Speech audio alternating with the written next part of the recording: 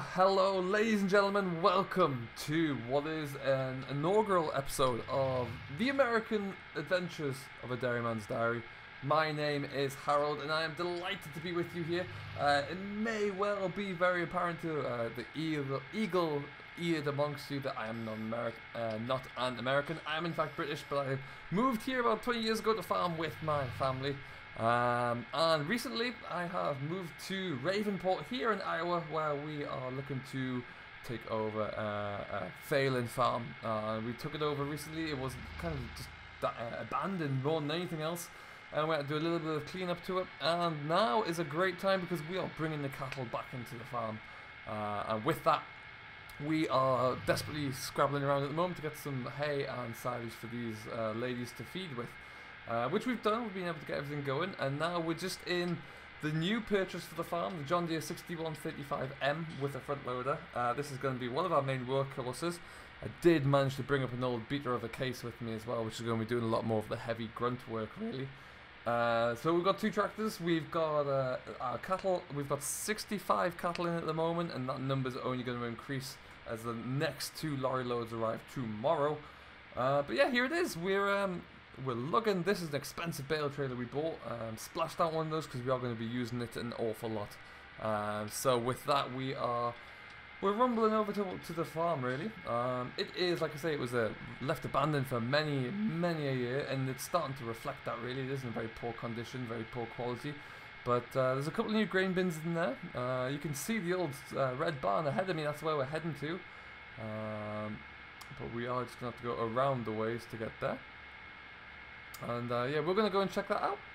And unfortunately there is a railway line just here, so I can't cross over there. I have to go all the way around about.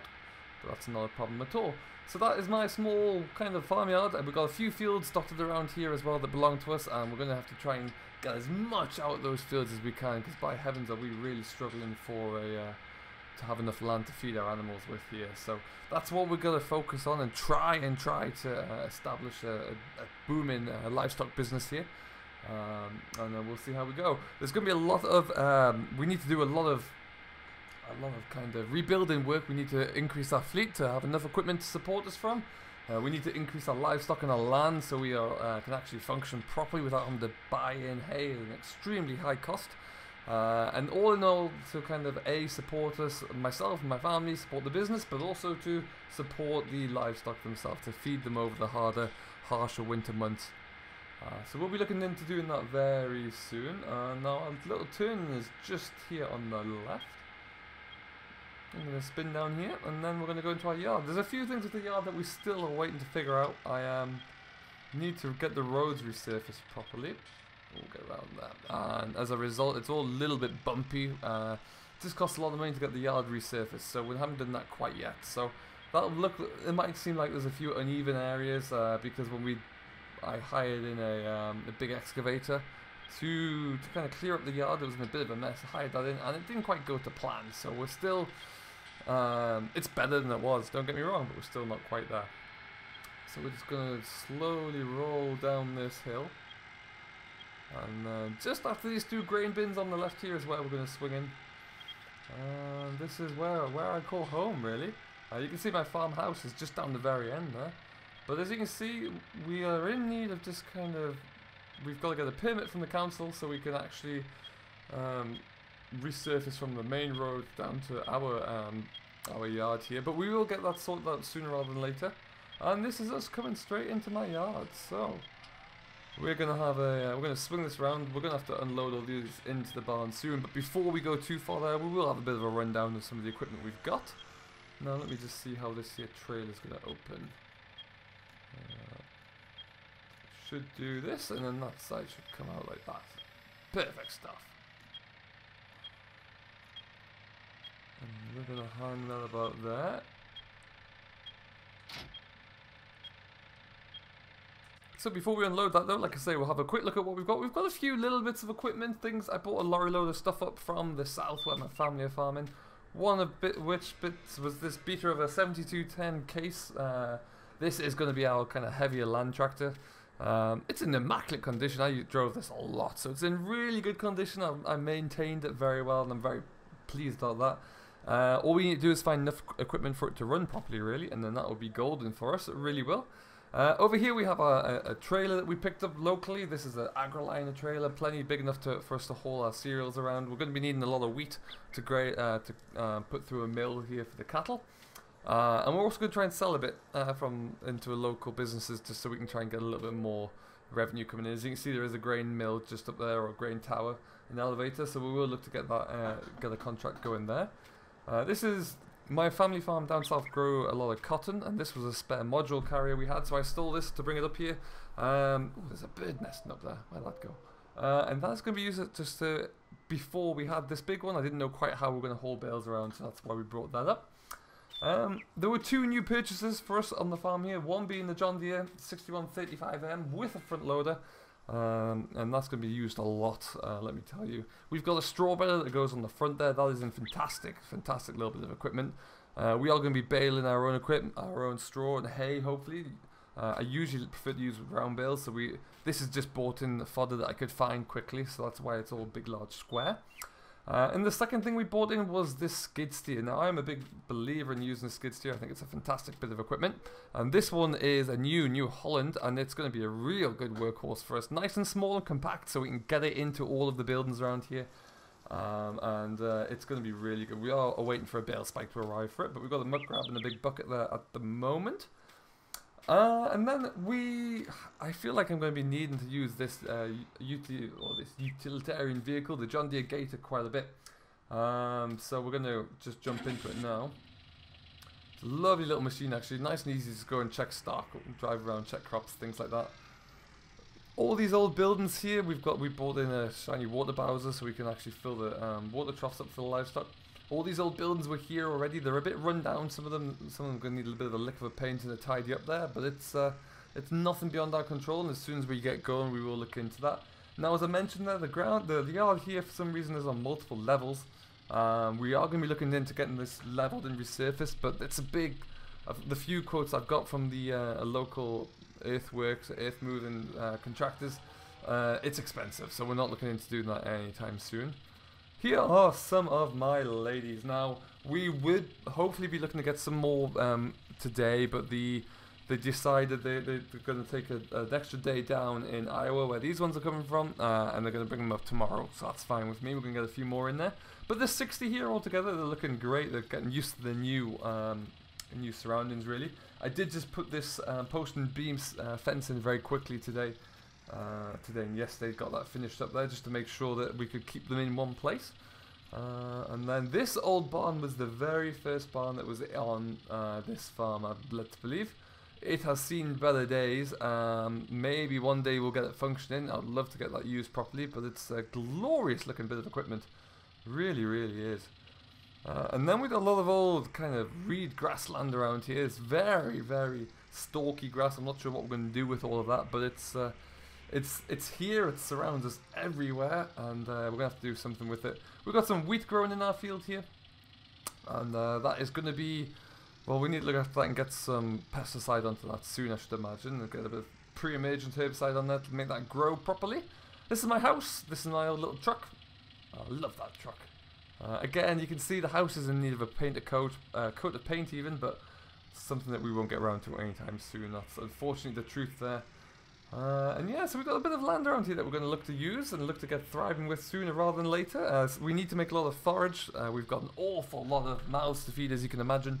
And that's something we're going to have to get going with. But for now, as we look over the baler, I'm going to go back and get back to the yard there where I can get this load of hay unloaded. And we will catch up with you in just a little while. Okay, everybody, welcome back. We've got about half this trailer unloaded. The cattle have got some bales of hay to feed on. They're doing well. Probably going to give them one more maybe before we get through all of this. We're going to have to get a lot more bales coming in soon though, because with the numbers, we're expecting another 30 or so head of cattle tomorrow, and then another 30 the day after that, and that's not going to keep us going for very long. So we need to think about how we're going to keep all those mouths fed, really, but that's something for me to think about. Oh yeah, like I say, we've got a little bit of grass growing around here, but the first thing I think we're probably going to look into doing is trying to find some good mowers so we can actually get some of our own grass cut down. There is a dealer here that I can probably go and lease some more from at the very least, just to kind of get us going. And then we'll see about everything else from there. But for the time being, like I say, that's something that we're desperately going to have to look into. But other than that, it's all coming along nicely. I'm just going to drop this bale off here for the cattle. Take this one. But it's nice that we've got a little bit of feed on the yard here, so we can keep them going when we need to. And then it's the shopping list continues, really, so we'll have to have a look at that. But yeah, like I say, it's always a nice thing to have to work on. And yeah, we've got plenty of water here. We've got a water spring that feeds that tanker there, and then our bowser just pumps out that tank. So we have plenty of fresh water for the cattle to drink. That's not a problem at all. And then we need to source a milk tanker ourselves. So we can actually, we are collecting milk. This is going to be a partial dairy farm, so we're going to have to think about how that's going to work as well. So lots of exciting and interesting challenges that lie ahead. And then yeah, after that it's about crops and how we're going to figure out the working of the crops. So I need to make sure that everything is looking good. I'm going to have get a agronomist to come out and see me, just to make sure that the crops are all looking good and healthy, see if there's anything we urgently need to apply to them, and then yeah, we'll get a better idea of where our soil stands. So lots to do there, lots for us to think about. We'll just have to see what we can do. For now though, let's just get that one put on. Just turn this around. I'm going to make a few more phone calls, get some more straw brought in as well, because that's going to be something we really have to focus on sooner rather than later. But yeah, straw and fodder for the livestock. Until we get that all sorted out there, there'll always be a worry in the back of my mind. But for now, hey, we've got a little bit to last us for at least a couple of days at least, which is fantastic. We'll just park this back down here for now. Really like this John Deere. This was a very good option for us because we needed a machine that was capable of not only being a good workhorse in the field. This is about 140 horsepower. But it's also got a very good front loader on it, nice and quick as well. The hydraulics of the front end are very fast, which is great, exactly what we need. Beautiful afternoon here, the sun is coming down fantastically well. And it's just a little bit after 4 PM. What you can see is we'll have a bit of a close look at our cattle as we walk around the corner here. Don't want to startle them too much or spook them, they're still kind of getting settled into the day. That is our Coon silage feeder parked up on the stack there as well.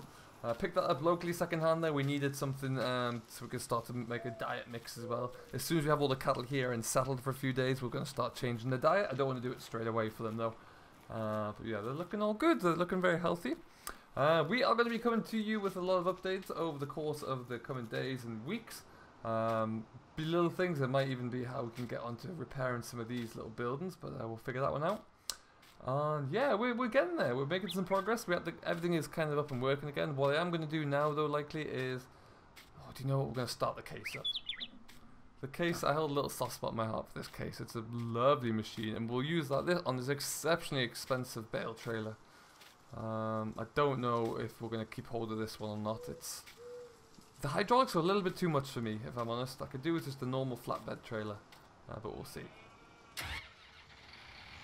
Oh. There it appears, listen to that. So my family bought this case when it was new, many years ago now, and we kept it on the farm ever since then. We serviced ourselves, we kept it running. It's in fantastic condition, and it never skips a beat with us, so we can't ask for anything more with this.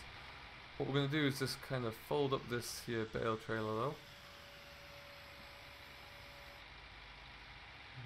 Rolls down like so. And then we'll find somewhere we can stick this out of the way for now.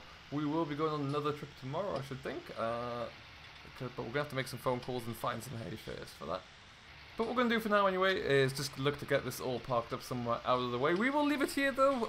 This is just a very basic introduction with myself, Harold, just to let you know what is going on. We will be back tomorrow probably with another update of how we're getting settled in. We're going to go on the hunt for some equipment, I do believe.